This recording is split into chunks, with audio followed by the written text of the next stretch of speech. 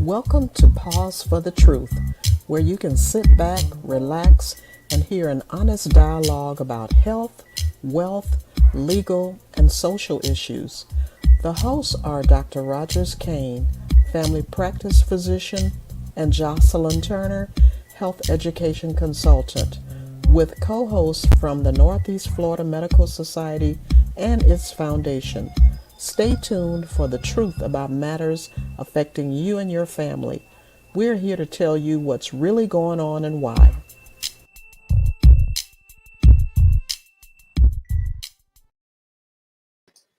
Good evening and welcome to Pause for the Truth. I am your co host, Jocelyn Turner. It is a beautiful day here in Northeast Florida. Yesterday was a pretty special day for many folks across the nation, and I'll really say for our nation, as we came together, something we don't agree on often, but there was a lot of wonderful sentiment and a lot of joy going around the country as people were experiencing the eclipse.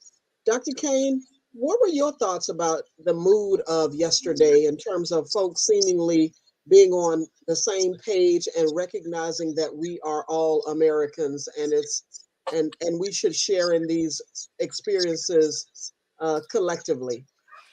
I don't think you might want to hear mine. I observed the clip from behind my eyelid. I actually went to sleep, and so I didn't have much to add to that one. But Well, I do like the idea that collectively we all got out and not we, but many Americans got out and observed the eclipse, solar eclipse. That was my first rodeo as far as eclipse were concerned. So wasn't as excited as others. I think I was just tired yesterday. So took advantage of a took advantage of it. took advantage of the opportunity. I mean, everything just seems to be calm, but I can tell you it was a little eerie to me because I don't know why at one moment when they start talking about all the animals will just kind of be calm and whatever and I thought, wait a minute, they also do that before a tsunami, so I'm gonna need you not to mention that as well. But anywho, we have a wonderful evening planned tonight. Whenever our behind the scenes guy comes from behind the scenes for just a little bit, and obviously he wants to join in the conversation. He actually asked me a question last week, which prompted us to invite our guests on tonight. As when I was talking about the Jacksonville Urban League, and he was like, "What does the Urban League do?" And I was like, "Well, great question. Why don't we have them on so you can hear about what they do and how they are benefiting the community here in Jacksonville." So before we introduce our guest, Tyrone, how are you doing this evening? Well, thank you very much for asking, Miss Jocelyn, and I'm doing well, doing very well. Fantastic. Well, thank you for inviting the Jacksonville Urban League on because they are near and dear to my heart. Before we introduce our guests, I would like to pause for a moment for Tyrone to give his expertise on a subject that is unfortunately happening to many of his customers that he wanted to share with our viewing audience tonight. Take it away, Tyrone. All right. Thank you very much, Miss Jocelyn. And it is my pleasure to bring this here to you. Over the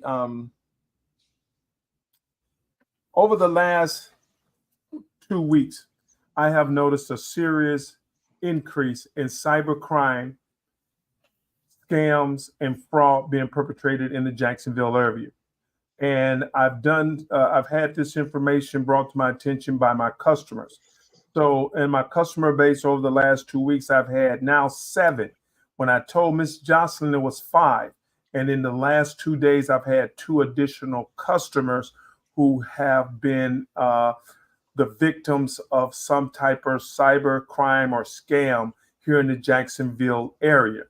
So for a 2 week span, that means seven customers have been affected to the tune of now somewhere $125,000. This prompted me to take a look at what's going on in the country.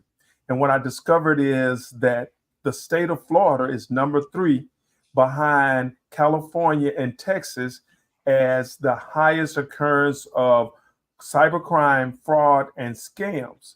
But what is more alarming is the fact that Jacksonville is in the top 10 states with regards to cybercrime.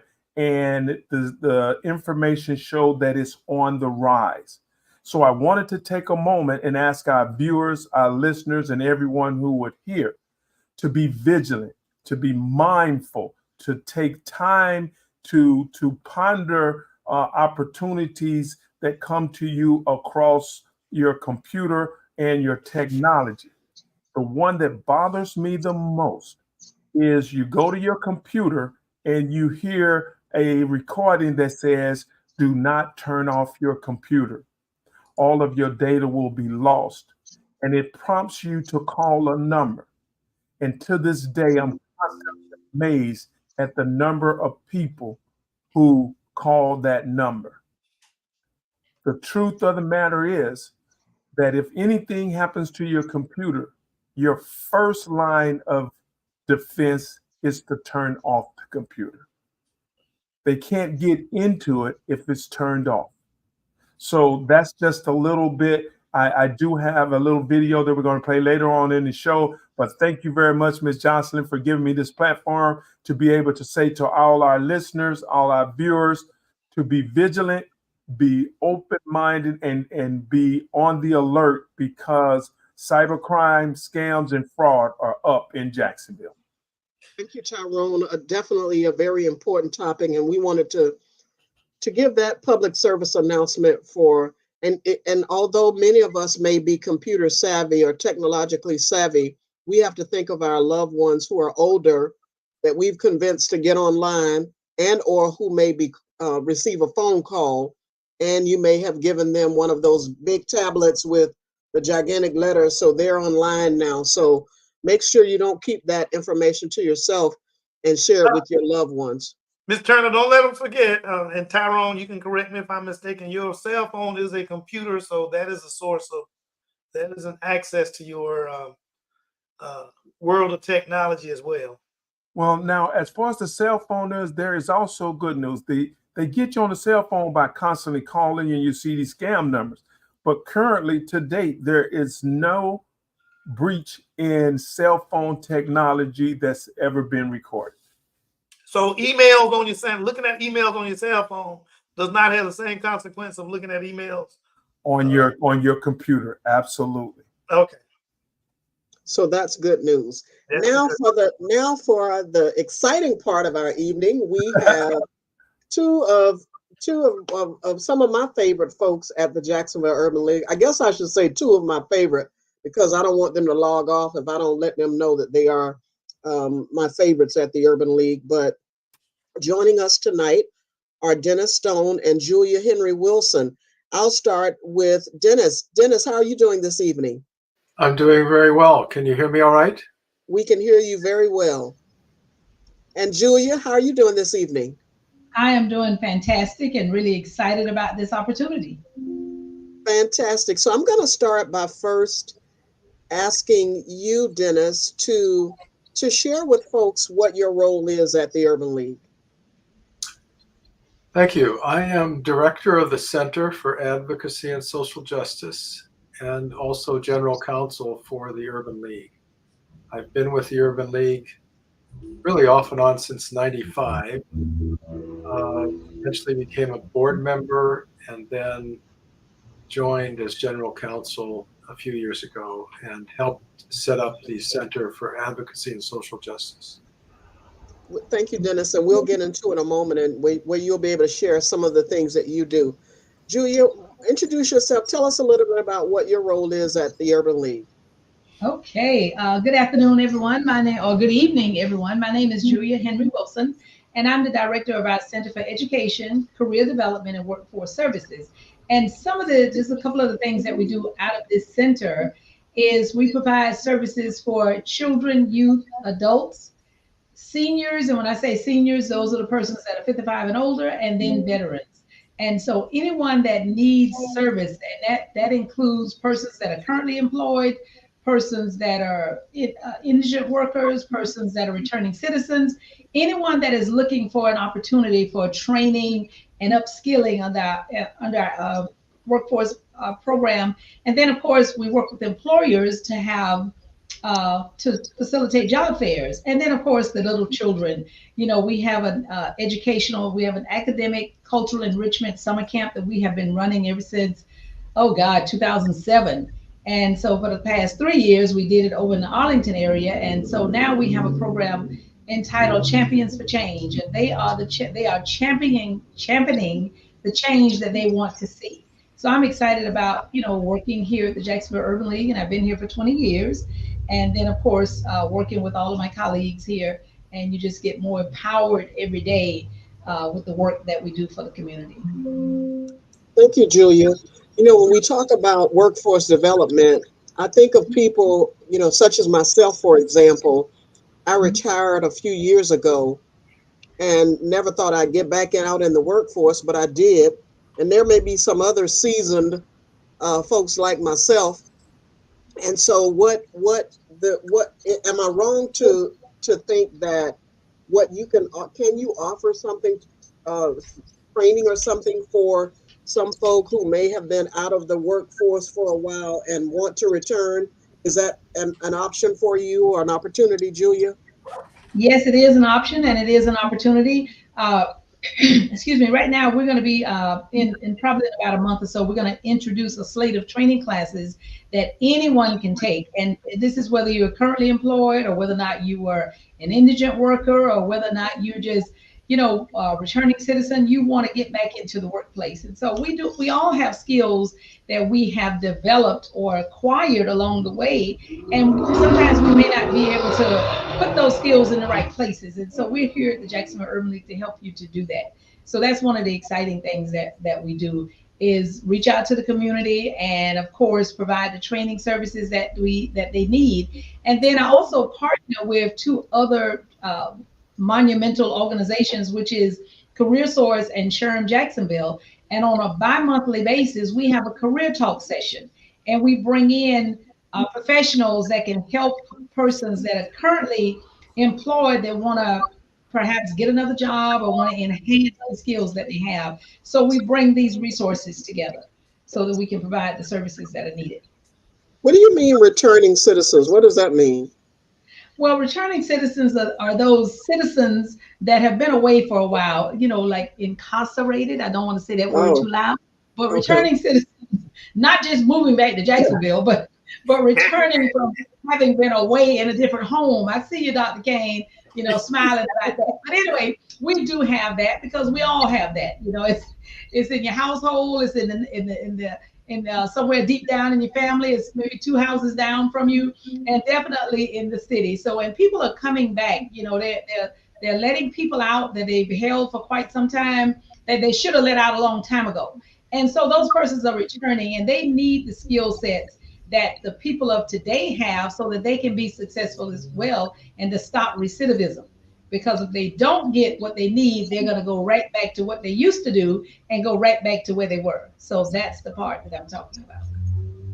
Thank you, Julia. And Dennis, you know, when it comes to advocacy and social justice, quite frankly, I'm getting worn out with figuring out what are we going to advocate for now that's affecting our social justice. I mean, what are some things happening that folks need to pay attention to? I know you're very passionate. When I talked to you, it was so interesting when I met Dennis during the pandemic. Although he says he's been around since '95, I'm amazed that I really just got to know him the past few years.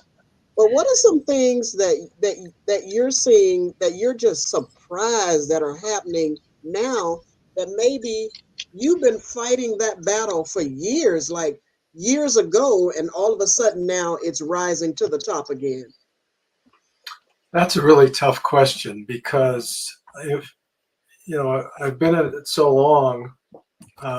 Originally came to Jacksonville to start a law school that was to change the color of the legal profession. And at one point we had 40% of our student body were African Americans. So it's been a passion of mine ever since I can remember, my parents were very passionate about equality for all. And unfortunately, I'll go right to an area that interests me a lot, and that's so first of all, we were founded basically to deal with the basics, Bloom's taxonomy, health, shelter, clothing, food, and we were really working diligently to deal with Jim Crow laws, the impact of those. And then as people came back from the war, they experienced significant racism and the inability to join the economic community the way, let's say, the rest of the community would. And so one of our jobs was to help people join that economic community and also deal with educating their children, dealing with schools, dealing with health issues and things like that. So we worked very hard on that. And if you take that same model, essentially the social determinants of health, and you roll forward, that's what we've been doing, and that's what we're doing now a lot. And that's sort of the basis for the Center for Advocacy and Social Justice. We take all those social determinants, whether it's economical, whether it's health, whether it's education, finding a job, starting a business, and we advocate for each of those as we see negativity. One of the biggest things that I've learned from folks like you and Dr. Kane is that there is another social determinant, and it's really a political determinant. And in fact, political determinants determine social determinants. That is to say, politics impacts our ability to do our jobs, to make things better, to make things more equal. And I cannot help but bring that up. That's the surprise. And that is that we have a legislature and an executive branch. And now more and more, it seems we have a judicial branch that wants to stand in the way of progress in terms of equality. Their excuse is that it doesn't exist anymore, that everyone is equal. It's just a matter of improvement. But if you read the experts and the scholars, both at a national level and an international level, it's quite clear that there are those in power that want to stay in power by keeping certain people down. So I'm not, unfortunately, Jocelyn, I'm not surprised. I'm very disappointed that it's proven to be so strong. This power, this thirst for power, and of course we can blame certain presidential candidates and successful presidents on exacerbating this war. But in fact, I guess the surprise was I was fooling myself and not realizing it was underneath everything, and now it's been brought out.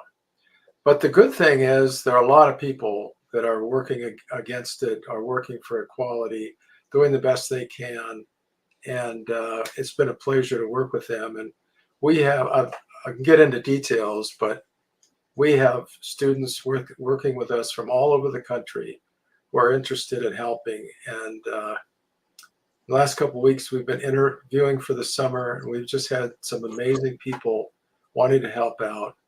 And anyway, I can go on, but that's my best. Yeah, I know a couple of things that you all have been really focusing on, and you can choose either one that you want to talk about, and that is redlining and the Neighborhood Bill of Rights as two, things that Dr. Danford has been real passionate about. Would you like to talk about one of those?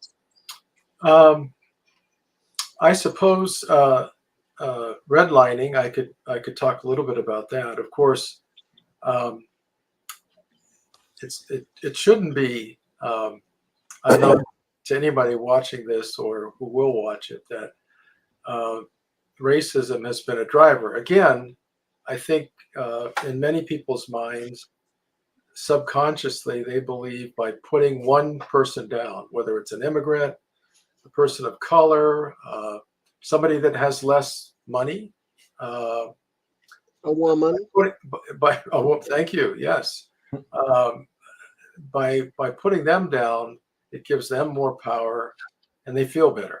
And I won't get into the social and spiritual aspects of that. It's that too is a sad thing. But the result of that is that it was very easy for banks to choose to not provide funding for individuals who wanted to have a home in a decent area.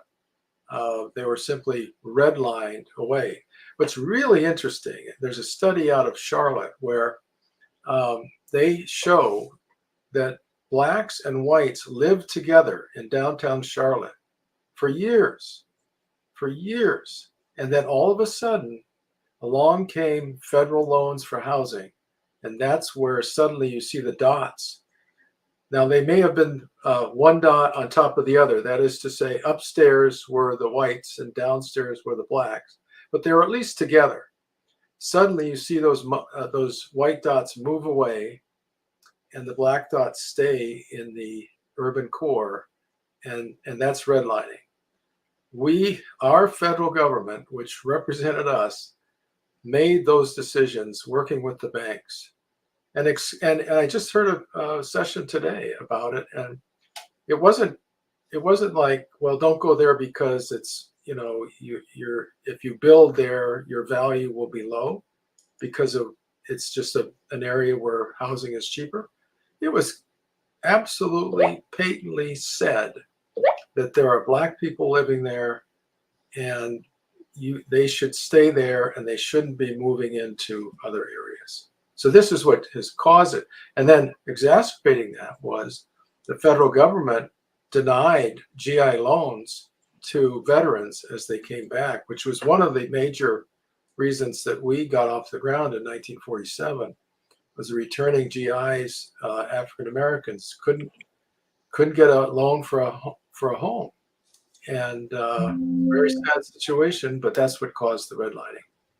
And the reason I brought that up, Dennis, and I asked the question, Dr. Kane and Tyrone, I promise I'm not trying to take over the conversation and not let you all speak.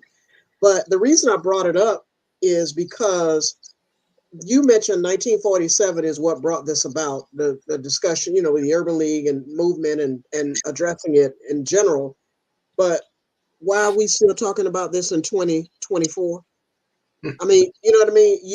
I thought that there would have been some laws in place that would prohibit this type of activity to continue happening. But it seems that we're going backwards rather than going forward. Absolutely. And that's the sad part. And I listen to Julia when she talks about people returning from, unfortunately being incarcerated or whatever the case may be. So just imagine those folks trying to enter into society, start their lives fresh. They've served their time. So as far as the judicial system is concerned, they are a returning citizen who should be given the certain rights and opportunities, but they're not going to be able to because of these systems. When we talk about institutional racism and systemic racism, these are the things, unfortunately, that are still happening. All right, Tyrone and all righty, boy, that was a lot said. Everybody, take a bow. I really like to hear all that, but I started this conversation with Ms. Johnson, which prompted this show, and there are some things that I want to know. So first of all, the Urban League, the name doesn't evoke anything. So give me some history. How and why did it ever became the Urban League, and how are folks who weren't available in 47, around in 47, know that these services are even available? You want to start, Julia, or?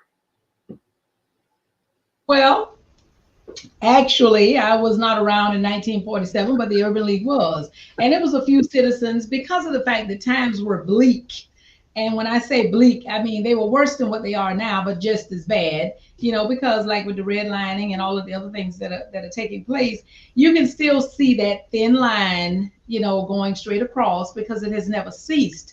But in 1947, there were some concerned citizens that knew that persons were not being treated fairly. So those were the returning military personnel. Those were persons that were being released from incarceration. And I'll go back as far as 1910 when slavery, kind of seemingly was over. And then someone thought, let's just, keep these people here in bondage because they never allowed them to learn how to read and write. And that was one way to keep people in bondage. So, of course, when people started migrating this way, so now in order for you to be educated, in order for you to get a job, in order for you to get the benefits of life, you had to learn how to read and write and to become citizens. So there's always some other people, that's going to help out no matter what the situation or the circumstances are, because I truly believe that we're all created equal, but just sometimes the heart doesn't function the way that it should function. And so those persons thought it necessary to rally people together to give other people opportunities. And so that's kind of pretty much how the Jacksonville Urban League got started. We've been in the fight just like NAACP. We just fight a different way. So we fight from an educational standpoint as opposed to marching, and going in with other organizations that provide that type of fight. They're in that fight. So Dennis, you can add some things in there, from that perspective. But we actually were birthed in 1947. So how would the layman, the person walking the street, know these things? Because if I'm looking for help, Mm-hmm. there's nothing about Urban League as a name that tell me I can get help. Well, So there is. how do I know? Okay. And that's one of those things that people have decided that they don't want to know, because the name urban in itself prompts you to wonder, I wonder what that is, or let me see if I can do some research. And even now today, when I hear certain words or I hear names, of course, my cell phone is my dictionary at this point. I will automatically look that up. And then word of mouth. So the unfortunate part about nonprofit organizations from way back, there was not a lot of marketing of the programs and of the services. And so you had to kind of get it word of mouth. And being in the urban core would kind of let you know that this facility or this program is here for me because of the urban, component of it. And that's where we've gotten that from. But now, of course, from the National Urban League, there are a lot of other urban leagues that have names as the Urban League of Broward County. And so that urban is still there because that's the significance of it, is talking about the urban component. You do raise a good point, though.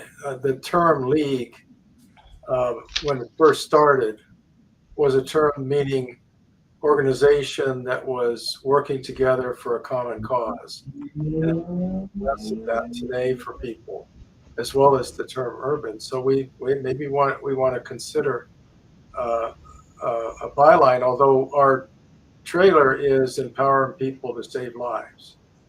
And maybe we need to enhance that more in our marketing and the word we bring to our town halls like this.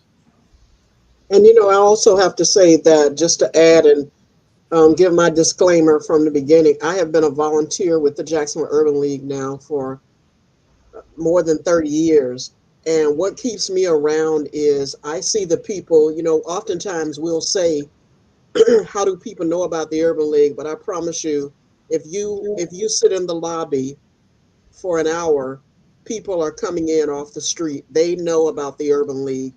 And many may know about it from family members in the past, back in the day, who used to use the Urban League and not really understanding what it is. But let's talk about some of the programs and services that the Urban League does offer. I think that's important. A few months ago, I can tell you that, let me go back a second again, just being fully transparent.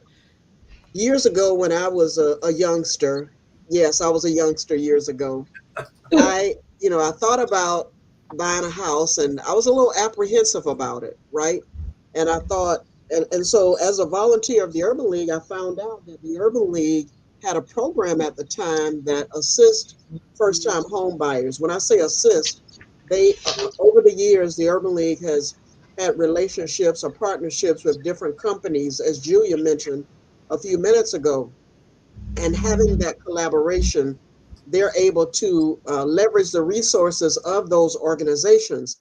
And at the time, a bank, I'm not going to promote a bank, so I'm just going to say a bank was one of the banks were partnered with the Urban League, and they did a training, educational workshop regarding home ownership. And if you went through the home ownership program, then you would receive a pretty good mortgage loan, right? And I benefited from that. But what I liked about the Urban League at the time, and not to imply that it's not that way, but I'm speaking of my experience, is not only did they work with me to educate me about home ownership, but they also educated me periodically about how to keep my home. Because unfortunately, some people will get a home and don't manage their money well, and the home will go into foreclosure. And then a few years ago, when I fast forward to tell you how I also benefited, I started again, I retired and like, okay, what am I going to do now? And the Urban League has an entrepreneur program where I then said, entrepreneur, never thought about being a business owner. And so I went through the entrepreneur program, a training, and hence have since opened my own small business. So those are two ways. So we may have some viewers who've never thought about opening my own business, right? And we're gonna invite someone, the director of the entrepreneur program, to come on and talk about the training opportunities available for people who are small business owners. But can either of you talk about, Dennis? I see you're unmiked. Can you talk about some of the other programs? I know you also do some things with youth. Tell our audience about some other things that you offer that the community can benefit from. Yeah, I'll run down the numbers for you. In housing, uh, in our last fiscal year, we had 390 participants in our housing program. And there were others covered, but this is through the financial literacy and home buying. So we had 390. We had 230 of those finished literacy training, and 36 actually purchased new homes. Others, were in the process and still are working on it, looking for the right home. But in terms of youth crime prevention, and these are conservative numbers, we had 2,460 youth intervention contacts through workshops, law enforcement engagement circles where we bring law enforcement together with youth, after school tutoring where we cover things like bullying, gangs, and the like. And this is an area where Jocelyn Turner and I and our team and Julia have worked together on after school tutoring and conferences. We have a citywide conference for youth that has upwards of 150 attendees, 90% students from high schools, and been very successful. And that helps students realize how they need to be careful in this world that they live in, primarily Black students, to avoid the school to prison pipeline. We have an education and workforce services.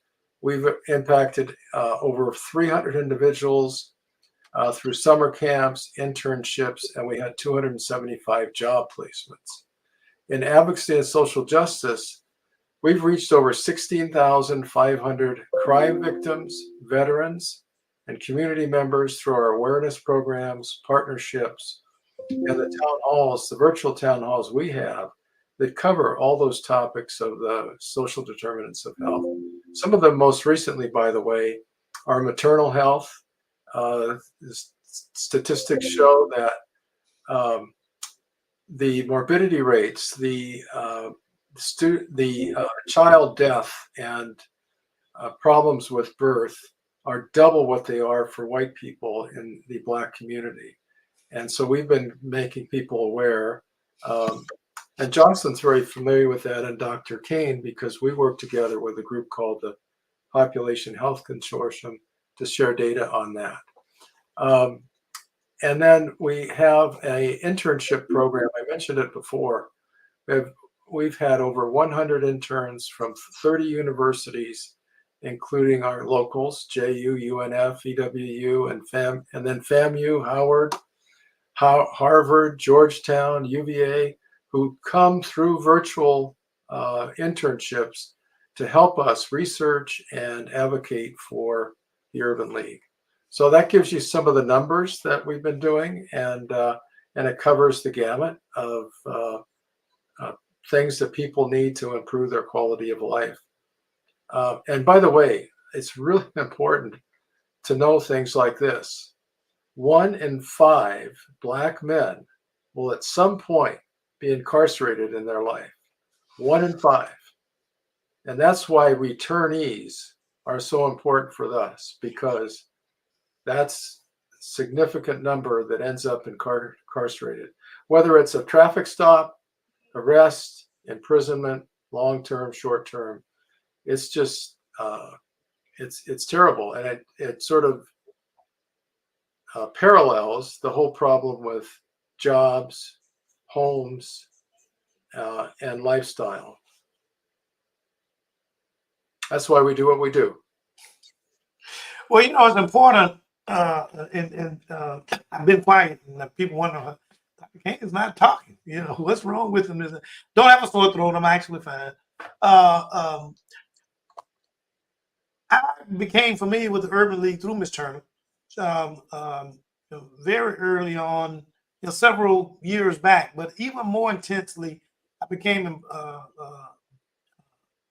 knowledgeable about the different programs that the Urban League has and their fight within the community for parity in terms of people within the community, to help fight off racism and to deal with these new Jim Crow laws and events that they cause in terms of causing incarceration and having people not being able, losing their voting rights, losing their purchasing capabilities, the whole the new Jim Crow.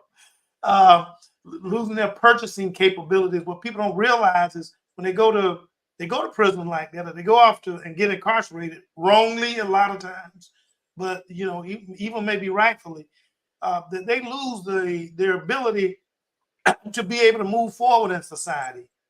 Without some additional help, once they get out, they're going to remain behind, and then the recidivism rate may go up because what else can the people do? They go back out and commit the same so-called crimes that they either committed or were accused of committing because they still have to take care of themselves, their families, you name it.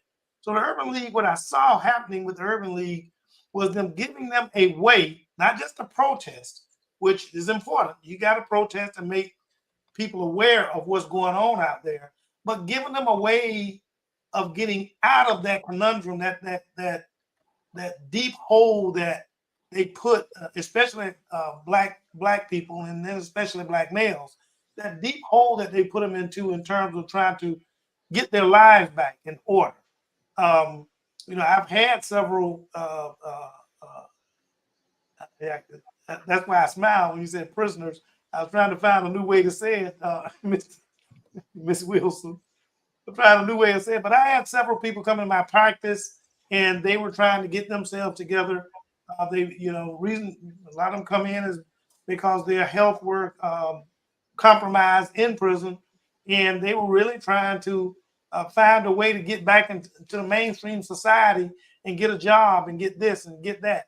And so I saw what the Urban League began to offer people ways of, as Ms. Turner said, offer them ways of being able to financially right themselves with access to some of the programs that they have, home ownership, how to obtain a loan, how to apply for a job, and how to apply for scholarships. It's the practical things that people want to know. How do we do this?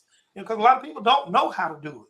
And so I saw them as a learning institution or a teaching institution, not a university, but still maybe university of the streets in that sense, but teaching people, everyday people, how to survive in life and how to move forward with things that they really, really need to learn and accomplish. Simple things as balancing checkbooks. I mean, I know people take that for granted. Some people do. But to show them how to balance checkbooks, show them how to manage their finances, all those programs have been offered, and I become a witness to it in the latter years. And I didn't mention what happened with COVID.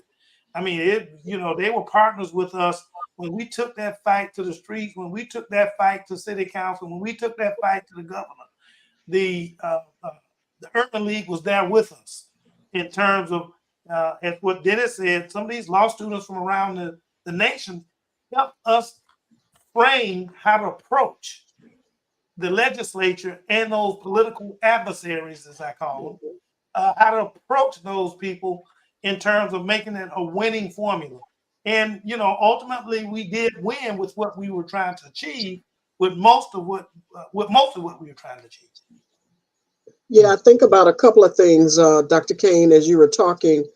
I think about, Dennis, during the pandemic, Dennis did a presentation on the political determinants of health, because sadly, politicians are really influencing decisions regarding our health, as an example. But Dennis, and Julia, both of you, the thing that gets me here on Pause for the Truth, we try to have conversations about topics sometimes that people find uncomfortable. I don't know why it's uncomfortable for people to have conversations. And then I hear Dr. Danford, president of the Urban League, telling our elected officials, advocating here, regardless of what you may think about me personally, there are individuals who come to the Jacksonville Urban League historically who benefited from our programs and services. But yet, on the other hand, he may have to call some folks out, and then they, want to hold you hostage for that. However, you look at, he has to put on he can't just stay, in one box. He's got to say, look, I got to advocate and tell you if something's not going right, I just can't take your money for a program, but not speak up about something else that's not going on. Because all of, leaders in the community, they are held accountable, in my opinion, to the people that they serve, right? And I say that especially for elected officials. If your constituents felt strong enough about you to vote for you and put you in office, then you've got to be concerned that some of those folks may be the same people showing up at the Urban League needing programs and services. So don't get mad or feel uncomfortable when we have to talk about, when the Urban League has to bring to your attention through their social advocacy and justice program or center about those things that may be happening in the community and maybe you didn't know about it. One thing I want to mention, two things I want to mention, because I know we're winding down, that's going to start happening is reclaim your vote. People are ramping up, getting ready for voting, but I also would like for one of you to talk real bit, even if it's just brief, talk about what you do with victims of crimes. Yeah, so I'm glad you brought that up, because I was going to mention it. We realized that there weren't enough agencies that took advantage of the federal grant, the Victims of Crime Act, that was really passed to help domestic violence victims, but also any victims, really. And what did I just mention? The impact of law enforcement on, and I mean law enforcement, enforcing laws on African Americans. We realized that there just weren't enough people out there assisting. And when you think about it, if you grow up in the underserved community of Jacksonville, one of your choices to get help as a victim is to go to the JSO. Do you really want to go to the JSO when your uncle, your aunt, your brother, whatever it may be, have already had trouble with the law because of the situation the way it is? So we opened it up, and within almost immediately, we had over 100 people a month coming to us. And they have so many needs. All of these social determinants they need. Housing. Dealing with one recently where it included sexual harassment within the family, and losing jobs, not being able to get the kids in school, all kinds of things that happen.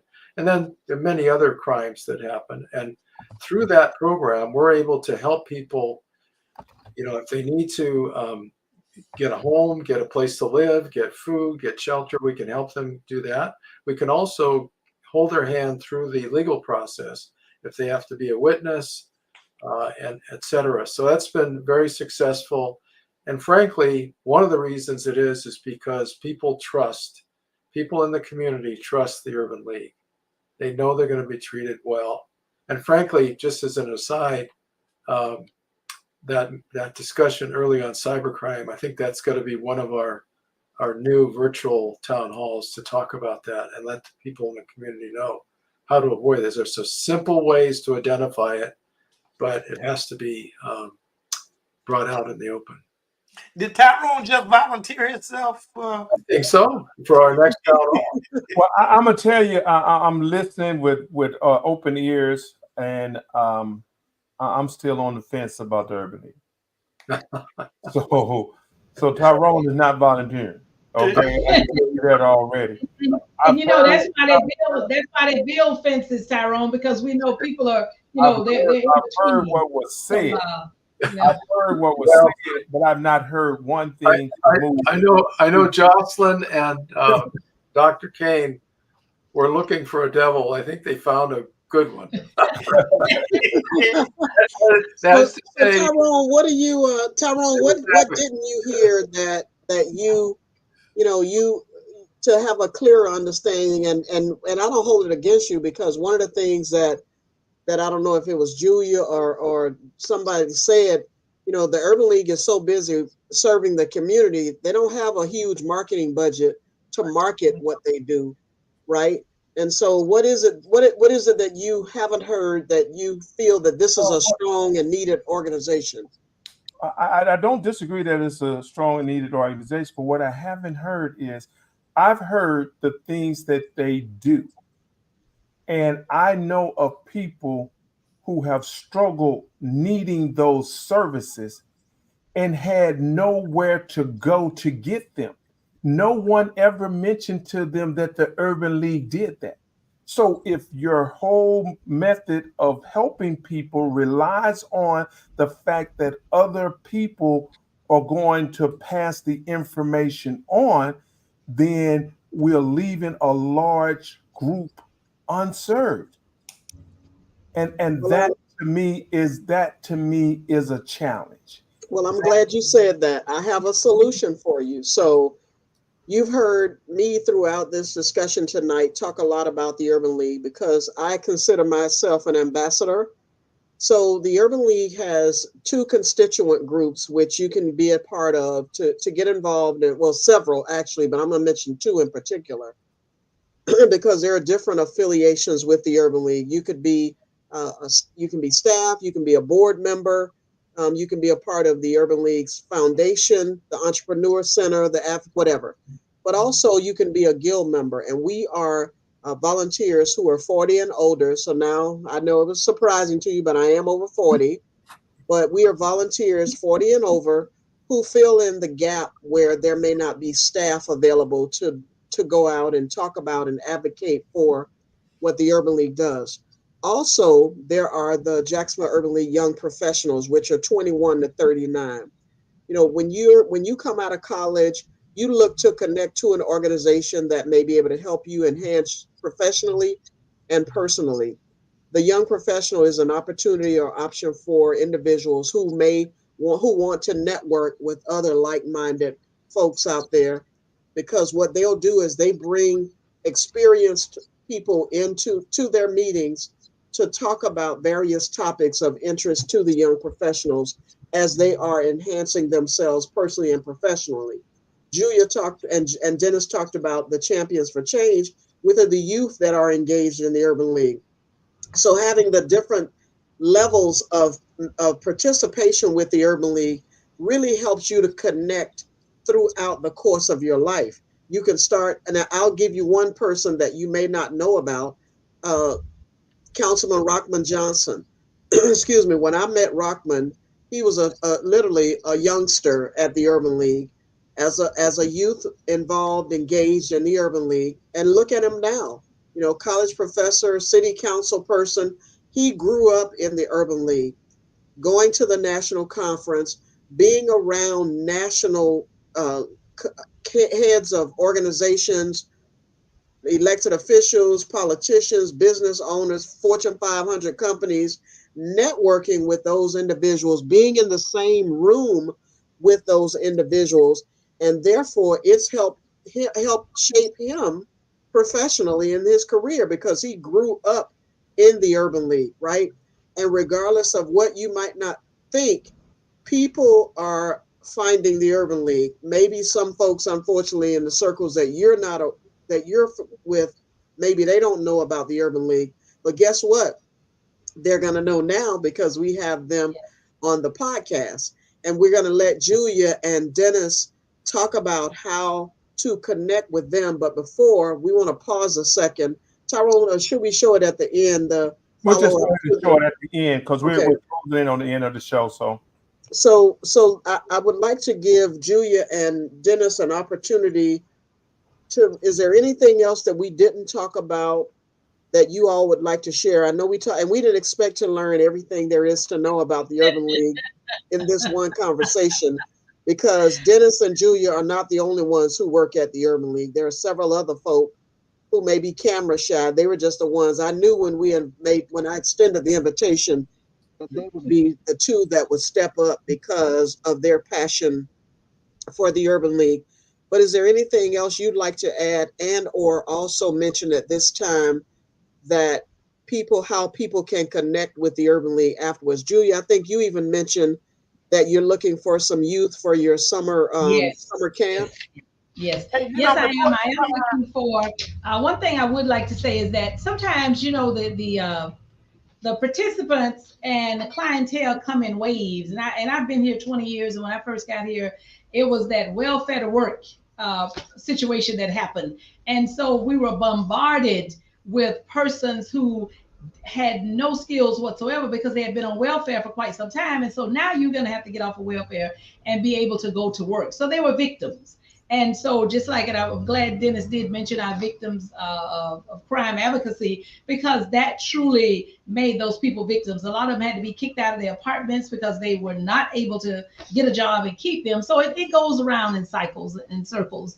And so definitely reconnect. But I do want to say that, so we've been, you know, supporting persons all of my 20 years, and I'm pretty sure we're going to do that a whole lot more. But I do want to say or invite the community to take advantage of our Champions for Change program. It is for youth that are ages 13 through college age, the first year of college, so 13 through 21. And those persons can contact me directly on my cell phone, area code 904-200-2612, or they can get in touch with me via email, and that's JH, my name is Julia Henry, so jh.wilson@jaxul.org, and I would gladly receive your email and, of course, your inquiry about our programs. And then, of course, just a little bit more about our services here. We have programs like the Academic Cultural Enrichment Camp, where we focus a lot on the academic piece. And so then, of course, our Champions for Change, and we're getting them for college and career readiness. And then our Youth Employment Services program, giving them an opportunity to understand what it's like to be employed, do job shadowing, and understand that, as well as get a paycheck.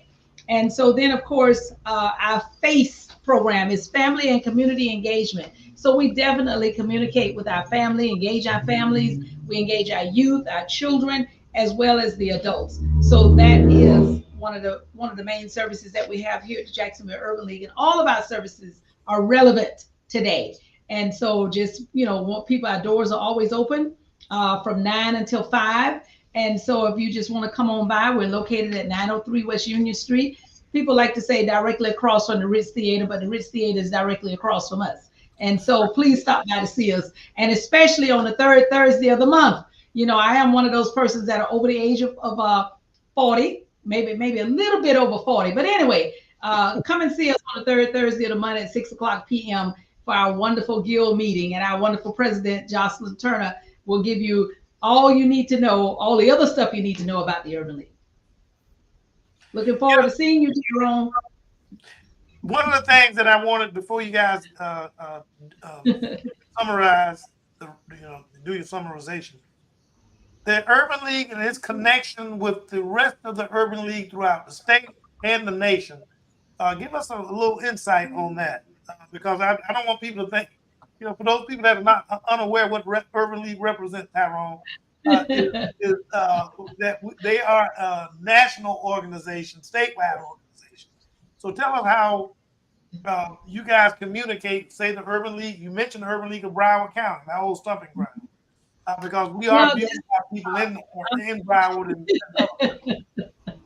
I'm gonna let Dennis, of course, expound on that a little bit more. But our National Urban League is located in New York City, and our president, Mark Moriel. And so we are an affiliate of the National Urban League, and there are around 90 some odd affiliates throughout the various states, and there are 7 in the state of Florida.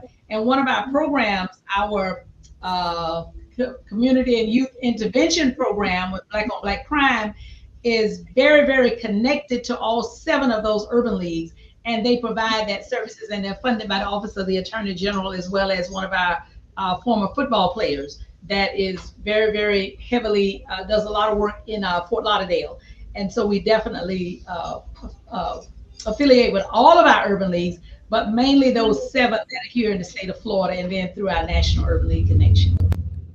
I think you covered it very well, Julia. We, through the National Urban League, we get help with major programs. In fact, as soon as I get off this, I'm logging on to a call on voting.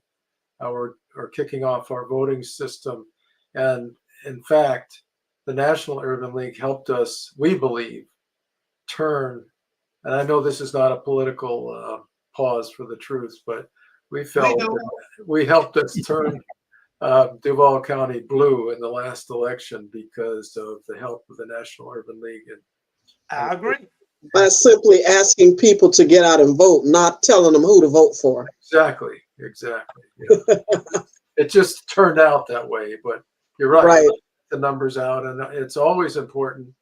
And again, we could spend a whole session on just that one topic of the things that are going on to prevent people from voting and standing in their way, using all kinds of techniques. And it's critical to keep reminding people that this is a good country and it is a great place to live. And we're all working together to make it fairly available to all people. And the only way to do that, ultimately, we can't blame the legislature. The legislature was put in office by you and I, people. And if you want to change things, you want to change that upstream policy making, you've got to vote. Well, that is definitely a topic that we have discussed. That will be several shows as the voting season will begin to heat up, because it's so important to the survival of the neighborhoods and the people in this country, that as the voting season heat up, that we really need to encourage people to get out and vote. Again, we won't tell them who to vote for. I'm opinionated as to what I think is right and what I think is wrong, but that does not tell people who to vote for. But we definitely want you to get out and vote, because those same legislators you talked about were voted into office by those people who voted and didn't vote. Right, exactly. So if I could just, I know we're beyond the end of the hour, but be good.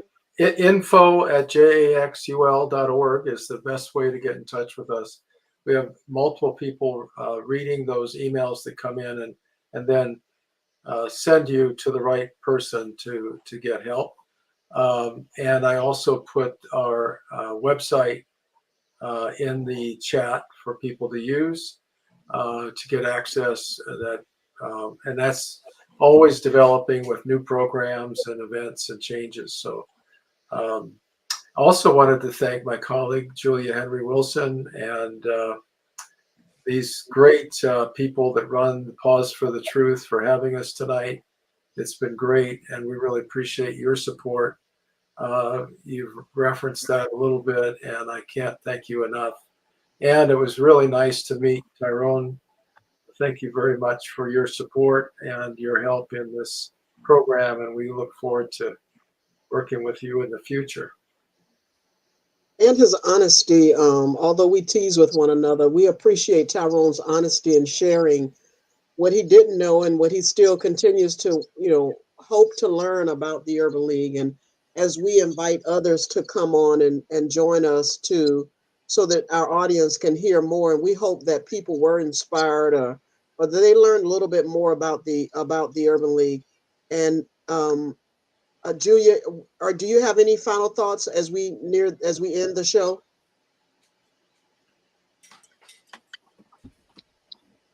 The Urban League. Go ahead. Sorry. Just that the Urban League continues to pivot so that we can continue that we can serve everybody. So especially when COVID happened, it was like, oh my goodness, everybody's about to throw their hands up, and our president instantly got us on.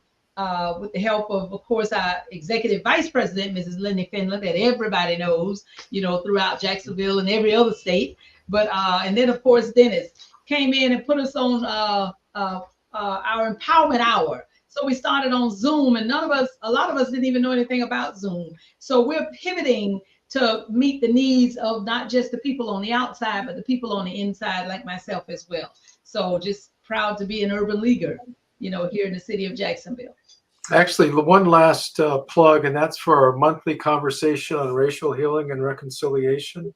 We invite experts from all over the country, as well as local leaders, to talk about growing up Black, growing up white, growing up brown in this society. And the experts share what they've discovered, and it's fascinating. And I also put in the chat our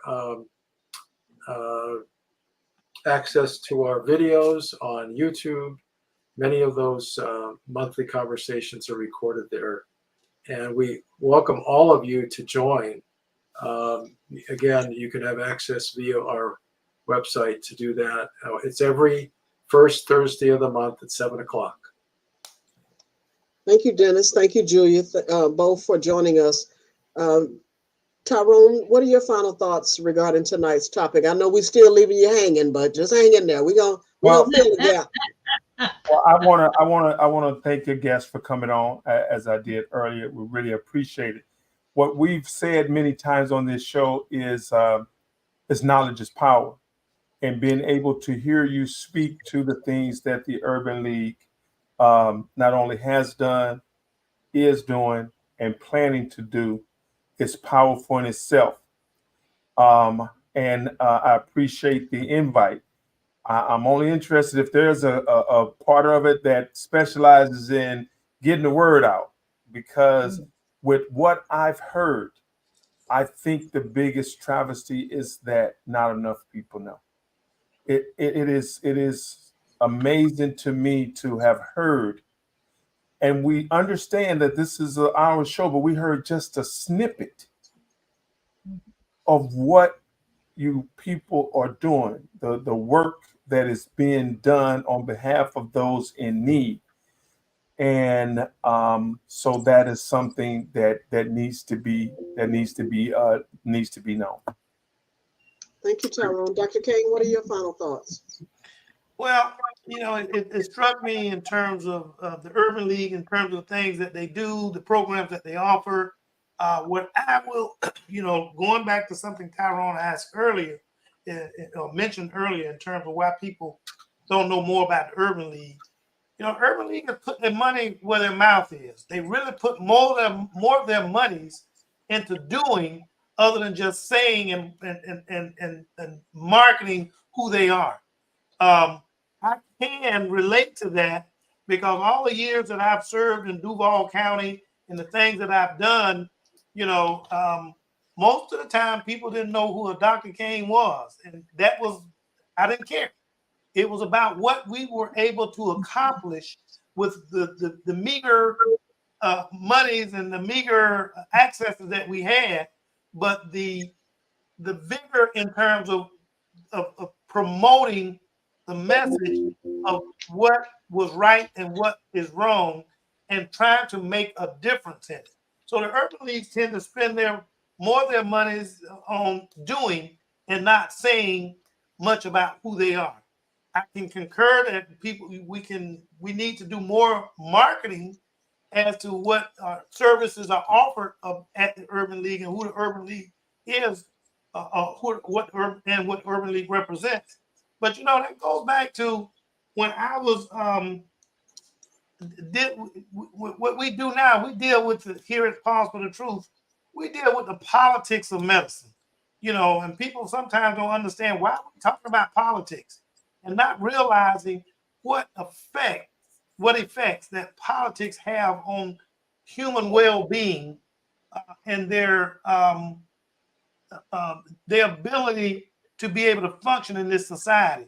You have people that sit back and just do the things as we relate to in terms of the new Jim Crow, and how they're going about minimizing the efforts and the contribution that organizations that Urban League and NAACP and other organizations, I can even include the Northeast Florida Medical Society, minimizing what role they play in our society in terms of what they achieve to protect this community. I would definitely like to thank our two guests for coming on, being brave enough to face Tyrone and his skepticism as it relates to what he thinks about, the urban leagues and maybe even other organizations. I let Tyrone speak for himself on that one. But I really like to thank you guys for coming on. This is not the end of the Urban League appearing on the Pause for the Truth, because there's so much that you guys contribute that we knew we could not do it in an hour. We just wanted a brief snippet of what you guys do. We definitely got to get back and talk about the voting issue, and you guys are going to have to be some of the primary contributors to that program. So I thank you guys for coming on, and let us know what else we can do to make things that are already being done at Urban League be done even better, or increase the efforts of the community in terms of contributing toward the efforts of the Urban Leagues. Thank you, Dr. Kane, and thank you, Tyrone, as well as to our guests. If at the beginning of the show, and again, you have the information on how to connect with the Urban League. And by the way, supporting the Urban League is important through individual or corporate memberships or giving. So consider being a member. If there was anything you learned tonight that inspires you to support the work of the Urban League, then again, go on the website and join and connect or donate to the Urban League. At the beginning of the hour, Tyrone gave a little session on, or gave an announcement about cyber attacks that are happening, security attacks that are happening here in Florida. So we're going to end the podcast tonight with Tyrone showing us a video. And to our guests, thank you. I know we have to get on another webinar, but thank you. And Tyrone, you can take it away. Have a good evening. Breaking news coming from Jacksonville, Florida. The city has seen a sharp increase in cybercrime, fraud, and scam activity. From the cunning puppy love scam to the deceptive don't shut down your computer trick, cyber criminals are getting bolder. Stay vigilant, Jacksonville. The cyber threat is real and it's here. Let's delve into the top 5 scams currently plaguing Jacksonville residents. First, the puppy love scam, where fraudsters sell non-existent puppies online. Second, the bank scam, where scammers pose as bank officials to steal your personal data. Then, the don't shut down your computer scam, where scammers trick you into believing your computer has a virus. Fourth, the Bitcoin banking scam, exploiting the popularity of cryptocurrencies. Lastly, the family member in trouble scam, preying on your emotions. Knowledge is power. Be aware and don't fall victim to these scams. But how do you protect yourself and your loved ones from these scams? We've consulted with experts to bring you a 5-point action plan. First, slow down. Don't be rushed into quick decisions. Second, talk it out. Get a second opinion before committing financially. Third, give yourself a day or two to reflect. Fourth, remember the business hours rule. Legitimate companies rarely demand immediate action outside regular hours. Lastly, remember that thieves lie. If it sounds too good to be true, it probably is. Implement these strategies and fortify your defenses against the cyber criminals. But what does the future hold in terms of cybercrime? Expert predictions suggest an increase in sophistication of scams, with emerging technologies like AI being utilized. As we move forward, let's stay one step ahead of the cyber criminals. Stay safe, Jacksonville. That is the focus of our